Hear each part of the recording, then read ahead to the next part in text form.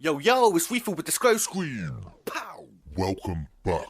Yo, today's video is kind of like a science class. We're going to be looking at quantum levitation and the possibilities of UFO interstellar travel. Could quantum levitation be the beginnings of a UFO? If you don't know what quantum levitation is, let's take a look at this remarkable video hosted by a Jim Rin Lin at the North Museum of Natural History and Science in Lancaster, the only levitator believed to exist. Well, to public knowledge anyway.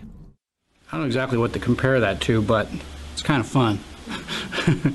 This is Jim Ringline. I'm the Curator of Science here at the North Museum of Natural History and Science in Lancaster, PA. And we've got a really great demonstration that we'll be sharing with the public, particularly this coming week between Christmas and New Year's here at the museum.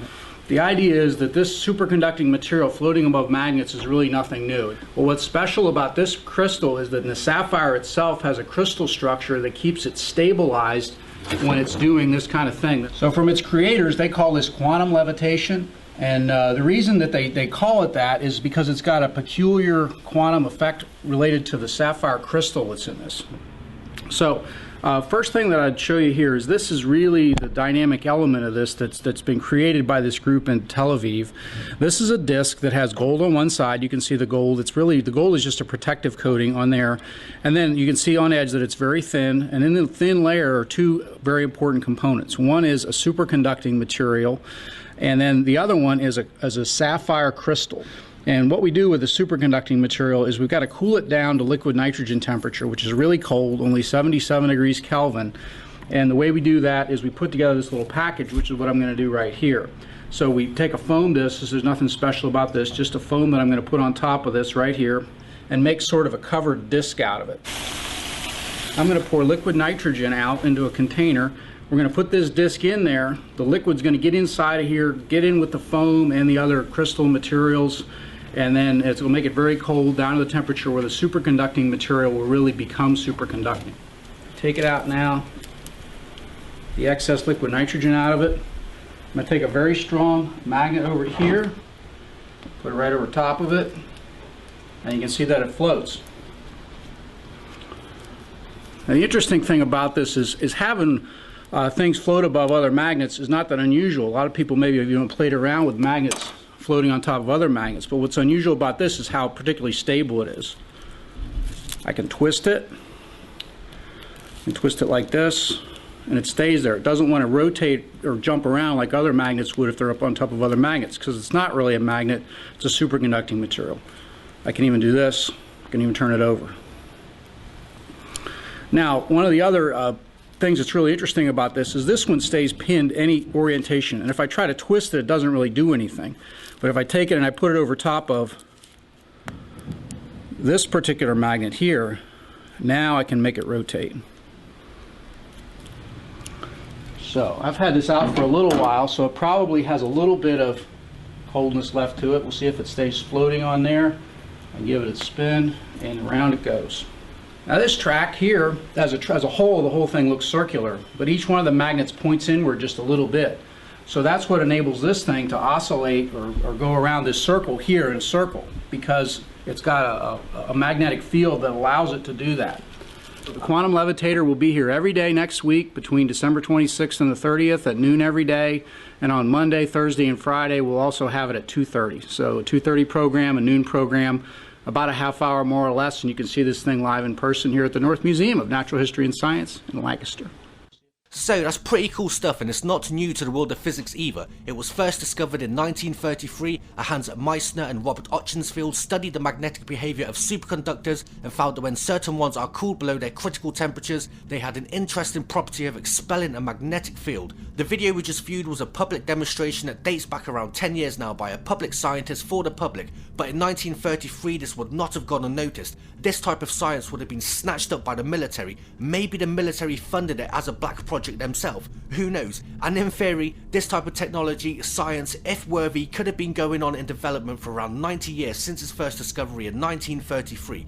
Imagine the possibilities now. Imagine what stage the experiments are in now. Earthbound UFOs maybe. So let's say it is possible to harness this type of magnetic conductor for free energy using the planet's natural positive and negative magnetic field. Whether we have managed it or not, it is a fact that we have known about this quantum levitation for up to 100 years now. Now imagine a civilization 100,000 years in advance to us, or even 10,000 years in advance. Whether they still exist or not, they surely would have mastered this type of ability to roam their own planet or any other planet that they could reach, riding on this free energy.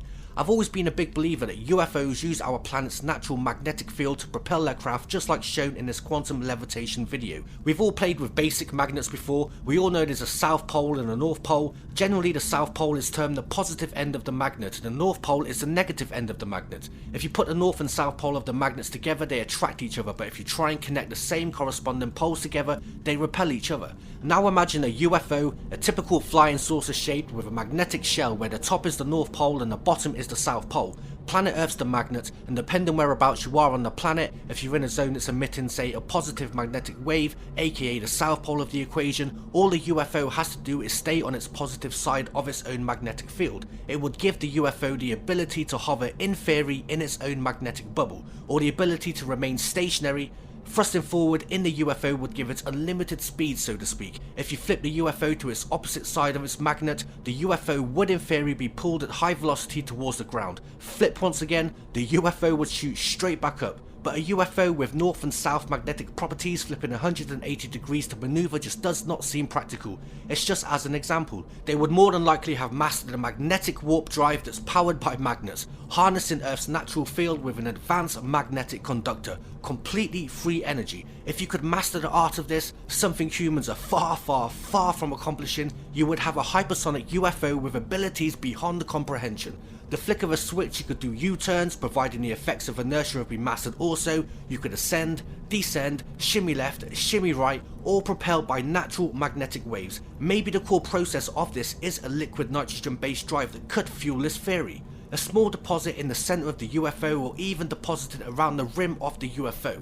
Also, at the beginning of this quantum levitation video, one side of the disc is coated in gold, a superconductor. It's said that at the dawn of civilization, the Anunnaki visited Earth to mine gold while using Earth's inhabitants, us humans, as slaves to mine the minerals for them. Some DNA altering was being performed by the Anunnaki, creating worker beings. Us, once the Anunnaki fled the planet, us the humans, most probably their experiment, were left to get on with it. Thus here we are at this present day. Let's go all science fiction now. Traveling the stars does seem like science fiction, for us humans anyway. I truly don't believe humans will ever reach another solar system in our galaxy in flesh and blood bodies anyway. The distances are just way too vast. The universe is always expanding, which means no matter how fast we progress in space technology, it seems the distances just get greater and greater. Our only hope will be robots or artificial intelligence. It's inevitable that humans' next evolutionary step will be AI. We will create AI. As Elon Musk said, giving life to AI will be like summoning a demon, but we will do it anyway. We will create AI way more intelligent than its designers, us humans. We will inevitably become AI ourselves. It will be the last hope for our species. Our species will inevitably become information in a supergalactic highway that could give birth to a new universe. Who's to say that the universe or reality we are in now isn't a computer-based reality? So our next step in evolution is AI, machines. The universe is said to be 14 billion years old. Our solar system alone is said to be 4.5 billion years old.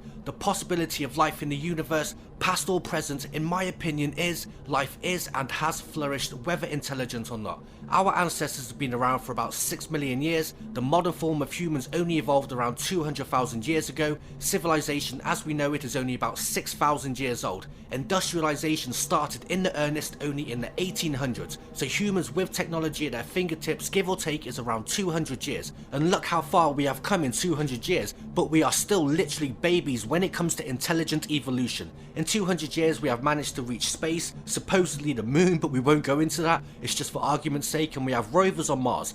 Now imagine a civilization 10,000 years more advanced than us. In theory, they would literally have the technology to harness the power of their star, build intergalactic highways, reach other civilizations, colonize nearby planets to keep their kind alive. But nothing lasts forever. Imagine how many civilizations have come and gone before us, and just like humans' next evolutionary step, AI would most likely be the remains of a previous intelligent civilization. Not flesh and blood beings traveling the stars, but artificial intelligence. I don't know if you've seen the film Independence Day 2, but I do kind of envision it being like that. The information bot at the end of the film, an entire civilization and all its knowledge, memories and scientific data all rolled into one super advanced artificial intelligence. And people often quote, well, if aliens are real, why don't they stop and and say hello. Couple of theories is, these UFOs are completely unmanned, a remnants of a lost civilization. These UFOs are in fact alive themselves. They visit habitable planets to gather up minerals, sodium chloride from the oceans, which is sea salt that if harnessed right can become a super electrically charged conductor.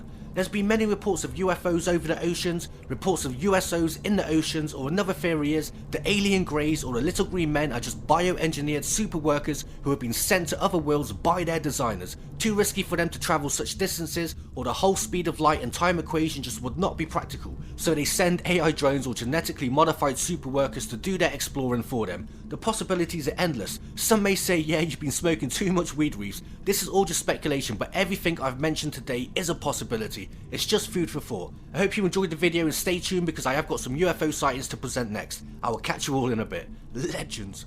Pow!